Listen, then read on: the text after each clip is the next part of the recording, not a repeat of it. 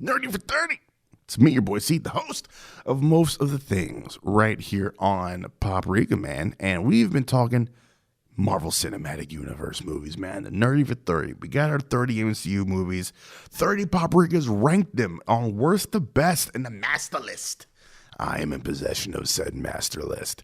And we've just been talking about them all throughout January 2023, man. One a day on our way to the top. On our way to the number one John. And what are we talking about today, man? What's today? What gift is today bringing us? Today is our number one pick. Captain America, the Winter Soldier. Here's a tagline for you. In heroes we trust. And I'll give you a solid B for that tagline. Let's check out the synopsis.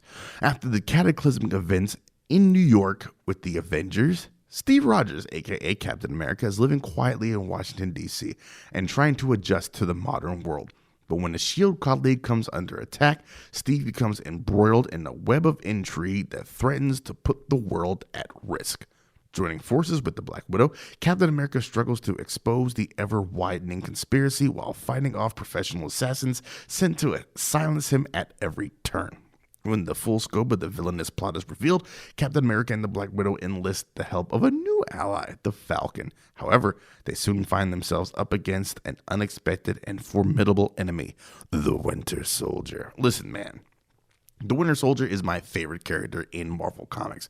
I think he's got the coolest design. He's just the dopest cat. This is, of course, inspired by the Ed Brubaker, Steve Epting Captain America run called The Winter Soldier. There's a little bit of Red Skull in there. The Cosmic Cube comes into play as well. It's just so good. If you're looking for something to read, man, it's kind of standalone. There you go. Read The Winter Soldier. Life will be more enriched by it. Here in the movie, we get a 70s spy thriller.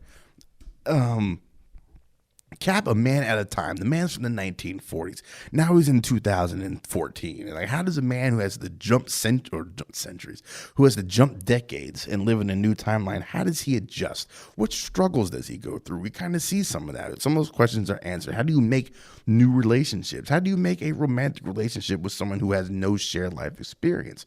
We get our third viewing of the Black Widow after Iron Man 2 and the Avengers, and having someone who is as morally righteous as Steve put up against someone who was as morally gray as the Black Widow only amplifies Steve's rightness or his sense of righteousness.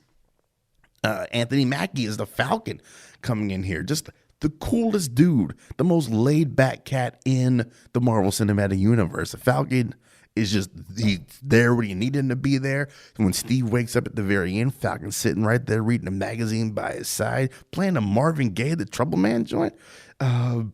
It's just great. It is the destruction of Hydra, and it's still setting up seeds for Captain America Winter Soldier. You got Arnim Zola in there as well. Robert Redford in here, a dude who made one of the best spy thriller movies of all time in 3 Days of the Condor. He's your villain. Which, just further solidifies the tone of the movie this is. But still, with all of these, quote-unquote team-up type movies, they never lose focus of whose movie it is. This is still Cap struggling with the rightness of what he is doing. That's the heart of this movie, man. And it is such a great movie. The fight scenes with the Winter Soldier in there, Crossbones finally coming into the play as well. The Winter Soldier is so damn good, man. It's one of those joints, if you wake me up at 2 o'clock in the morning, you're like, hey, let's watch Winter Soldier. I'd be like, all right, then let me get some beer. It's a great movie, man. And this is it. That's why it's ranked where it is. That is the end of Nerdy for 30. Number one. Man, hopefully you all enjoyed this journey, arguing and fighting and biting and scraping at each other as Paprikans tend to do. But man, it was a blast, really just going back down the path of MCU movies through 30 of these bad boys. They've become such an important part of the cultural zeitgeist. It's been amazing to watch this animal grow and being able to grow with it as it does its thing. It has always not been perfect. There's been plenty of missteps along the way. It started out a little bit rocky. It really gained its footings in phase 2 and 3, kind of stumbled in its way a little bit after Endgame, with some of those movies that came out in Phase 4. Black Widow wasn't the greatest. Eternals wasn't the greatest to me. But I think it's after Multiverse of Madness, after Love and Thunder, after Wakanda Forever. I think it is really, really going on, especially the Disney Plus shows, which are bolstering the movies, as it were. So hopefully you enjoyed this business as much as I enjoyed doing it. A great way to just get your January started. But that's it, man. That's it. It's Black History Month. So go back and rewatch Black Panther if you haven't in a while there, or go back and rewatch Wakanda Forever. It should be on Disney Plus by now. That's it. It's me, your boy Seedman, signing off. We'll see you at the beginning of next year, January 1st, 2024, for the 100 action movies. Until then, you all take it easy and have a good one.